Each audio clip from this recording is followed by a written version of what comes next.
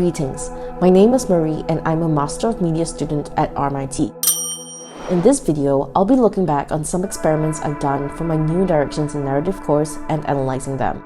For my first experiment, I wrote a non-fictional, non-linear narrative story that follows a 6-month romance which fizzled out just as quickly as it was intense. The couple sought solace in each other, but as miscommunication persists, infrequent arguments turned into month-long rows about almost anything and nothing at all. For this, I experimented with a hybrid of solipsis and analepsis narrative style.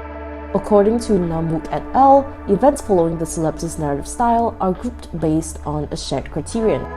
Meanwhile, analepsis is described as the events narrated taking place earlier than what is being narrated, also known in some instances as a regret flashback, where fragments from an unsuccessful love relationship are placed in non-chronological order.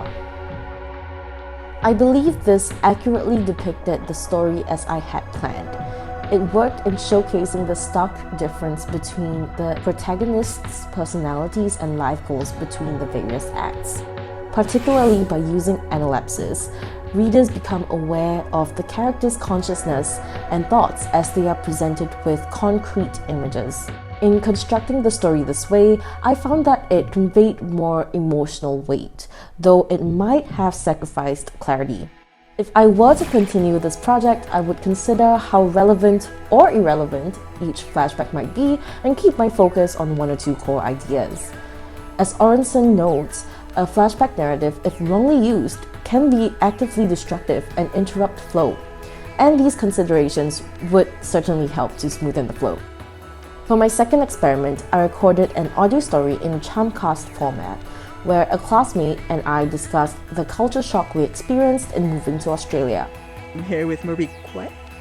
Awesome, I can spell your last name. I was like, don't know that I've ever heard it said. I'm just gonna have to... I do go by my middle name, not my last name, just because I think it confuses most people in Australia. Oh yeah, that's why you do the Marie Stella thing. Yeah. Right. Okay. No, I was like, Marie's not your middle name. My brain is breaking. No, wait, no. I know what you're saying now. Okay, I've got it. Yeah, we are just a couple of people who, on the one hand feel like we don't belong here, and then on the other feel like, well, what the fuck? Why do I belong here any less than most of these assholes? I recorded it in this format as I wanted to test if the casual tone and flow would emulate some form of intimacy with the listeners. An influence that I was consciously trying to follow was iHeartRadio's Behind the Bastards. Utilizing a hybrid of Charmcast and crafted non-fiction narrative storytelling, the hosts present segments of the story in a back-and-forth conversational manner, injecting witty remarks periodically. Upon listening back, I felt that the Charmcast format successfully encapsulated the camaraderie and relatability I had aimed for. Hall describes this format as yet another manifestation of the audio medium's oft-noted capacity for intimacy, though it is inherently different from radio, as it has created a new relationship with the listener. I believe that I picked an apt topic as it demonstrates how podcasts afford accessibility that other forms of media may not. If I were to continue this project, I would take cues from radio features and explore ways to pair narrated information with the appropriate ambient sounds or sound effects. I would also use more inflections in my voice, as I sounded rather monotonous, enough to form a connection with the listener. As Chase points out, voice is the key subject of the story itself. With these added elements, I believe the story could turn out more engaging.